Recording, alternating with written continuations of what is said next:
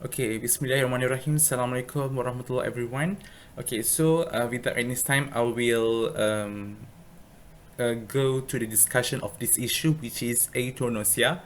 Okay, before we go into the deep the issue or the meaning of this issue, basically this issue mostly famous at the Western country, but in Malaysia, for now we doesn't have any issue of this issue in Malaysia. Okay, so first and the foremost, this euthanasia is a painless killing of a patient suffering from an incurable or painful disease, or in other words, in an irreversible coma. Okay, in my opinion, this issue want to help to end the life of a patient who suffers from a disease that is said to be difficult or impossible to cure in a deliberate manner, such as by giving injections or medication through gas in excess of the dose is not allowed by law.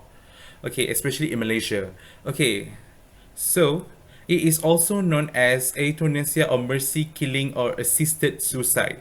Okay, that about what is euthanasia. Okay, so we're gonna proceed which country is allowing this issue no and which country is do not allow. Okay, basically this action is generally seen as illegal in many countries in the world, such as Malaysia, Singapore, United Kingdom, and some states in the United States. Okay, so however, there are some countries that allow euthanasia, such as Belgium, Netherlands, and Luxembourg. Okay, so the proponents of euthanasia believe that the state should not.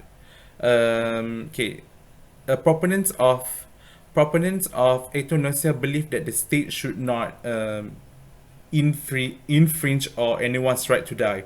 However, opponents of euthanasia have different opinions and lay the groundwork that no one can determine of a person will die except God. Okay, first and foremost, my opinion.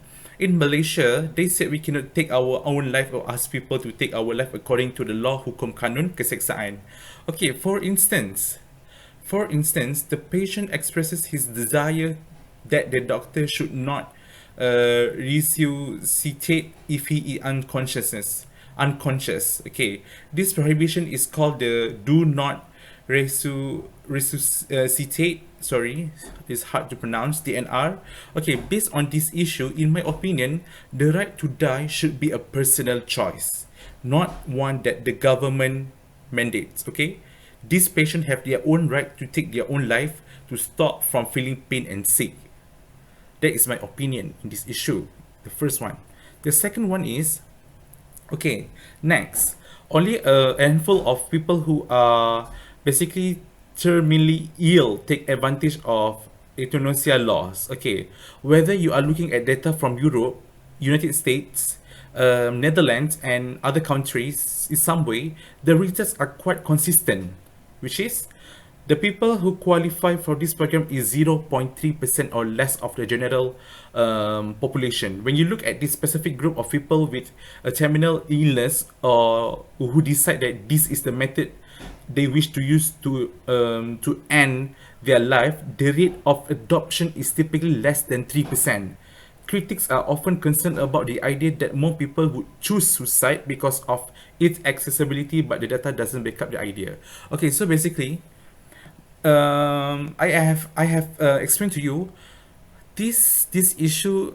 Okay, some people that think that this issue is not allowed in by government, but this issue for me is the personal choice. Okay, basically, if the patient is cannot bear the disease or cannot bear the pain, then they can choose this way.